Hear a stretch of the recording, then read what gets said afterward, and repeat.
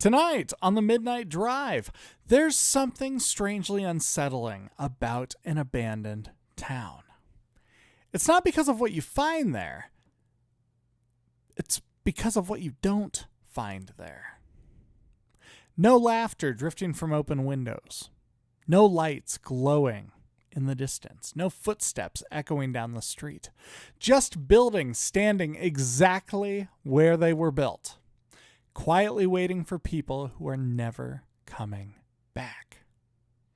Tonight, we're taking a drive through Alaska's forgotten communities to ask a question that has very little to do with ghosts. Why do empty places feel so lonely? And why does the silence inside an abandoned town seem so much louder than silence anywhere else?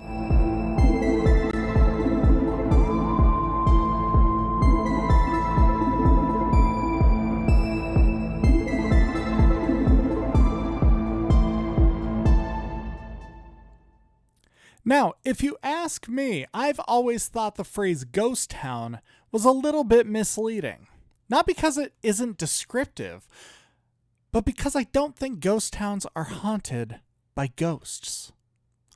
I think they're haunted by memory. They're haunted by expectation. When you hear the word town, your mind immediately begins filling in the blanks. Think about it. You're probably doing it right now. You're picturing people, children riding bicycles, a diner with fresh coffee, somebody sweeping the sidewalk outside of their shop, dogs barking somewhere in the distance. You don't have to consciously imagine any of that. Your brain just does it automatically because that's what towns are, or at least that's what they're supposed to be. Then you arrive. The buildings are still standing. The roads are still there. The church still overlooks the main street. The school still has windows. The houses still have porches. Everything is exactly where it ought to be. Except the people are all gone. That's what makes ghost towns feel so strange. Nothing appears obviously wrong. And yet, somehow everything is. I've wondered if that's because human beings are remarkably good at noticing absence. Imagine walking into your living room tonight. Everything is exactly where you left it. The couch, the coffee table, the lamp in the corner. Now imagine one thing is missing. It's not something big. A family photograph that's usually hanging right there on the wall isn't there anymore. You would notice it immediately, not because the photograph occupied a lot of space, but because your brain expected it to be there. Expectation is one of the most powerful forces shaping our experience of reality. We don't just see what's in front of us. We compare it against what we expected to find. Maybe that's why ghost towns leave such an impression. They violate one of our oldest assumptions. If there are buildings, there should be people. I've been thinking about that while reading the stories behind Alaska's abandoned communities. Places like Kennicott, Dyea, Portage. Each one disappeared for a different reason. A mine closed. A trail shifted. An earthquake changed the landscape. The circumstances weren't the same at all, but the outcome was silence. I found myself wondering what these towns felt like before they became destinations for photographers and history buffs. Imagine arriving in Dyea during the height of the Klondike Gold Rush. Thousands of people moving through muddy streets. Horses pulling freight. Merchants shouting prices. Steamships arriving at the dock. The whole town buzzing with the kind of optimism that only exists when people genuinely believe tomorrow might change everything. Gold has a funny way of doing that. It convinces people that the future is just over the next mountain. And for a while, that optimism built entire communities. Hotels appeared, general stores, blacksmith shops, churches, schools. Everything a town needs to believe it has a future. And then the trail changed. The crowds all disappeared. Business slowed. Families left. One by one, doors closed until eventually there was nobody left to unlock them again. I've tried imagining what it would have felt like to be one of the last people living there. Not the first person to arrive, the last person to leave. Consider it. There's something profoundly sad about locking the door to a place you know is not coming back.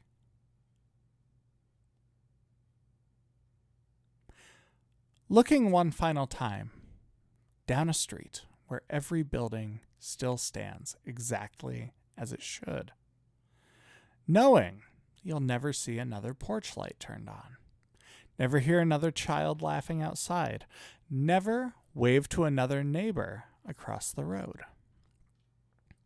Then you leave, and the town begins waiting.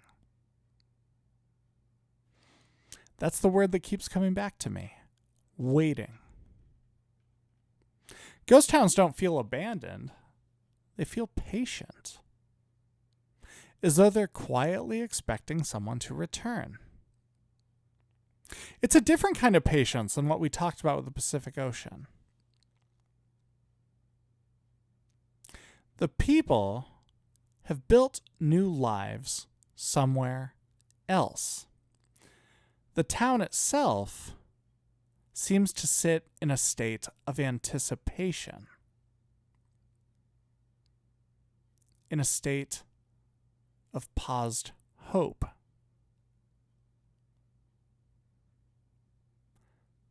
All of the people from the town have built new lives somewhere else. The children grew up, the businesses disappeared, time continued moving. The town simply stopped moving with it. Maybe that's why these places affect me more than abandoned buildings in the middle of a city. Cities evolve. They're always evolving. One business replaces another. A restaurant becomes a bookstore. The bookstore becomes apartments. Life keeps rewriting itself. Ghost towns don't get rewritten. They become snapshots. It's like patience paused in time. Frozen moments where history simply stopped. I've heard people describe abandoned towns as eerie, and I understand why. But if I'm being honest, that's not the first emotion I feel. Loneliness is. Not my loneliness, the town's. Which I realize sounds a little ridiculous, because buildings don't get lonely. Roads don't miss people. Windows don't wonder where everyone went. We'll talk more here on the Midnight Drive. Imagine yourself standing in the middle of Main Street in an abandoned town.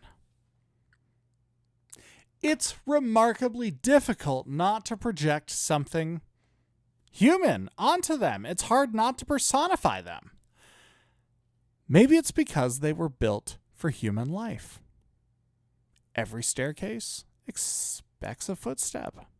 Every doorway expects visitors. Every front porch expects conversation. And when those things disappear, the buildings don't change. Our relationship with them does.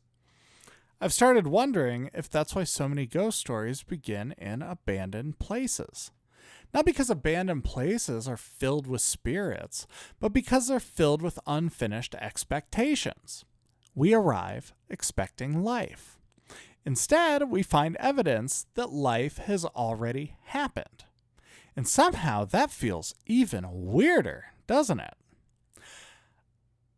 I've also noticed something curious about abandoned places in general. The longer you stay, the quieter that you become. You've probably noticed this too. It's not because anybody tells you that. It's almost like an unspoken rule. It's almost as if the place requests it of you. Personally, I've experienced that in old churches, cemeteries, libraries. People instinctively lower their voices. They walk a little slower. They pay a little more attention. Nobody gathers everyone at the entrance and says, "Please be respectful." The place somehow communicates that on its own. I think ghost towns do the exact same thing. You don't arrive wanting to tell ghost stories. You arrive wanting to understand. Who lived here? What was their life like? What did they hope this place would become? Those questions feel much more important than whether someone hears footsteps in an old hotel. I've been wondering why. And I think I finally figured it out. Hear me out here. Ghost towns aren't really about death. They're about interrupted futures. Every building in a ghost town was built because someone believed tomorrow would happen there. Nobody builds a school if they don't expect children. Nobody opens a bakery if they don't expect customers will come in. Nobody plants a tree in front of their house because they're thinking about next Tuesday. They plant it because they imagine years, decades, maybe even generations. Every nail driven into a wall in its own way is an act of optimism. That's what makes abandoned towns so emotionally powerful. You're looking at optimism that ran out of time. It's not because people stopped caring, it's because life changed. The gold disappeared, the mine closed, the railroad moved, the earthquake came, the cannery shut down. History doesn't always ask permission before changing direction. Can you imagine how nice that would be, though? If you got a little heads up before something really life-changing happened. No, it doesn't work like that. Sometimes history simply keeps moving forward. And people have to follow. I think that's why I was so struck by the image from my field journal. Imagine traveling through the Alaskan wilderness more than 100 years ago. Days surrounded by forests, mountains, cold, silence, and finally, you see buildings, smoke rising from chimneys. What could it mean? A place to eat, a warm bed, other people. Hope appears on the horizon. Now, imagine making that same journey Years later, the buildings are still there, but the smoke is gone. The windows are dark. The streets are empty. That has to be one of the loneliest feelings a traveler could ever experience. It's not fear. It's disappointment. The kind that settles quietly into your chest. I've realized something while working on this episode in particular. I don't actually think the phrase ghost town refers to ghosts. I think the ghosts are expectations. As I said in the opener, I think the ghosts are also memories. The expectation of laughter mixed with the memory of laughter. The expectation of conversation mixed with the memory of conversation. The expectation that someone will answer when you knock on the door. And the memory that someone will answer when you knock on the door. Instead, you find silence. And silence has an amazing way of inviting the imagination to just finish the story. And that's probably why so many abandoned places eventually become haunted. Not because something supernatural moved in, but because something that was profoundly rooted in humanity moved out. Our imaginations hate unfinished stories. We talk about that all the time on this show. Our brains start filling in the blanks. Someone hears an old floorboard settle. Someone else notices a shadow in an upstairs window. Another visitor swears they heard voices carried on the wind. Could there be ordinary explanations? Absolutely. And usually. Old wood expands. Metal contracts. Wind whistles through broken windows. Animals make sounds we don't expect. But I don't think those explanations are the most interesting part. The interesting part is why we're listening so carefully in the first place. We're listening because we're standing inside someone else's unfinished life. And that is a ridiculously heavy thing to think about. I've also noticed something about places like Kennicott and Dyea. When you look at photographs, they don't feel fake. They don't feel like theme parks. They feel honest. Weathered wood, rust, paint peeling from old buildings. Nature slowly reclaiming what people once built. Nothing seems staged. Nothing feels manufactured. If anything, that's why they're so moving. They're not trying to entertain us. They're simply existing. Become a little skeptical of people that lean too heavily into haunted attractions. The more a place insists it's mysterious, the less mysterious it usually becomes. Ghost towns don't have to advertise themselves. They don't need actors or sound effects or dramatic music. They simply stand there, patiently,